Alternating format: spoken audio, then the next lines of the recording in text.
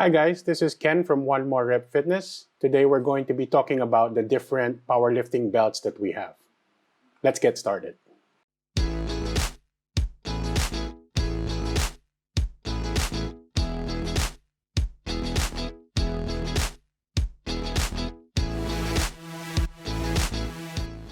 Okay, so One More Rep carries two types of belts. You have the prong type and lever quick release type. Okay. Our belts also come in two different thickness. This is a 10 millimeter. This is the favorite, the 10 millimeter, because it's a good compromise between comfort and support. But we also carry a 13 millimeter, which is what I have here. This is if you want the maximum support out of your belt, you get the 13 mm. 13 mm is the maximum thickness that one is allowed to use in powerlifting competition. Now, I'll show you side by side. Okay, so the one on top is 13 and the one on the bottom is 10. Okay, so you can see the difference. Okay.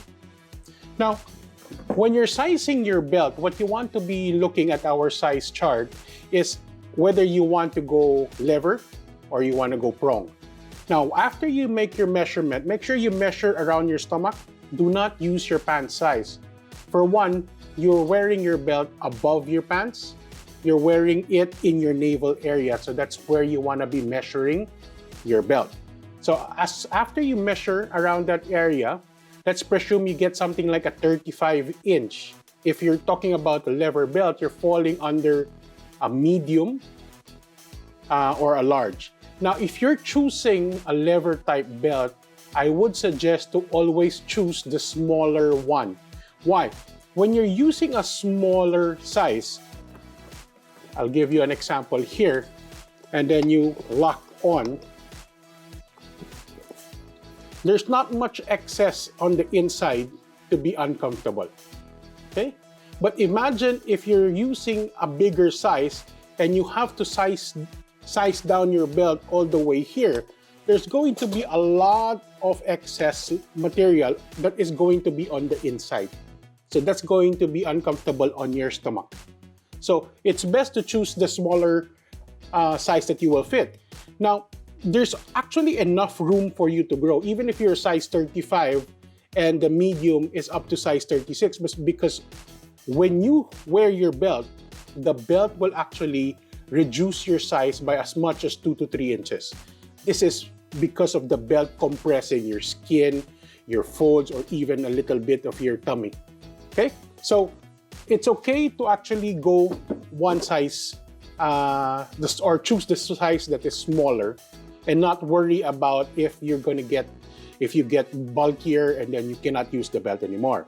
So if you're going to look at our sizing for the medium, it actually goes up to 36. But if you're going to measure yourself, you can actually fit up to size 38. Because at 38, when you wear the belt, it will actually compress you down 2 to 3 inches. So that will make you around 35 to 36. So in our sizing, why our sizing is that way is because we just did an actual measurement of the length of the belt. Okay? But since you are going to wear it tighter or snug, not too tight, snug, it will compress you down. Okay? Now, but if you're choosing a prong belt, the prong belt, you can actually choose the bigger size as compared to the smaller size. Why? Because if you notice, when you're wearing a prong belt, anything in excess is on the outside, not on the inside. It's on the outside. So which means it's not going to be affecting your comfort. And having a little bit more excess on the front or on the outside means you can grab more if you need to tighten. Okay? Which is better, a prong or a lever? Actually, both will give you the same support, because if you notice, the support has to do more with the wideness of the belt here. Okay, here, the wideness of the belt, as opposed to the type of buckle. So both of them will actually give you the same type of support. But the good thing about like a prong belt is, for one, if you're sharing across other lifters, So if someone is a little bit smaller, a little bit bigger, you can actually all share one belt.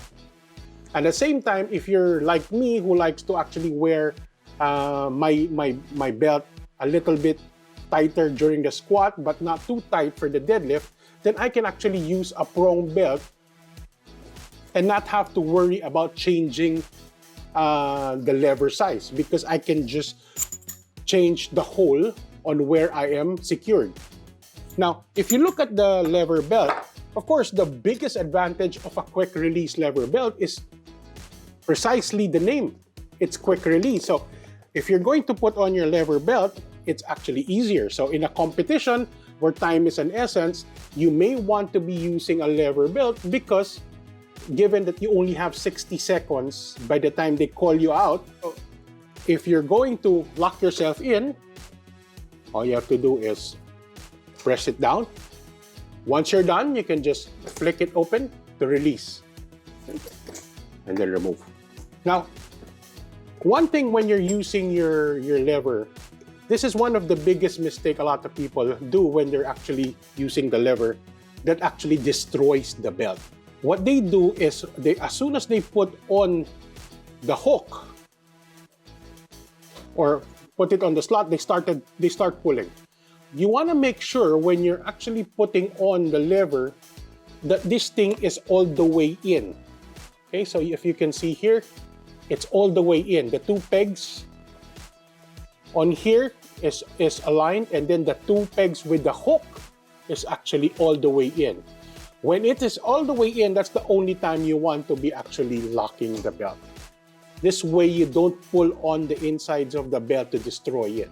Now to remove it, okay, so here, see if you notice here, it's all the way in, and then you lock it. Okay, to remove, push out and up. Okay. Now, remember when we were talking about using different sizing of belt. So either you want it tight, you want it looser on a given lift. The problem with the lever belt is you actually need a tool to remove it. Not really a hard to find tool. All you need is a Phillips head screwdriver. Okay, but let me show you how to actually change and size your lever. Okay, now when you're sizing your belt, okay, you want to remember that you want it snug, that you can still insert one finger in between the belt and your stomach. You don't want it too tight that you can't get enough air anymore to actually be utilizing the most out of the belt. So you want to make sure you have enough room so you can get air and then push out on the belt. This is going to be the most efficient way of using the belt. So not too tight, but also not too loose. Okay? So how do we actually change the size of your lever? Okay, let me just point the camera down so you guys can see. Okay, let me show you how to remove the lever from your belt. All you need is a Phillips head screw. Okay. Unscrew it.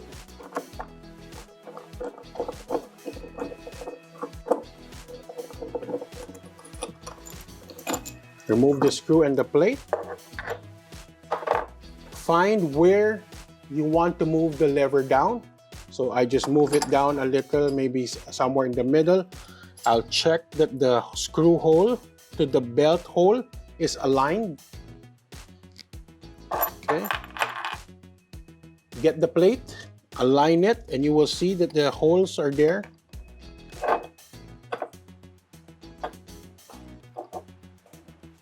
Okay, once they are aligned, I'll put on my screws.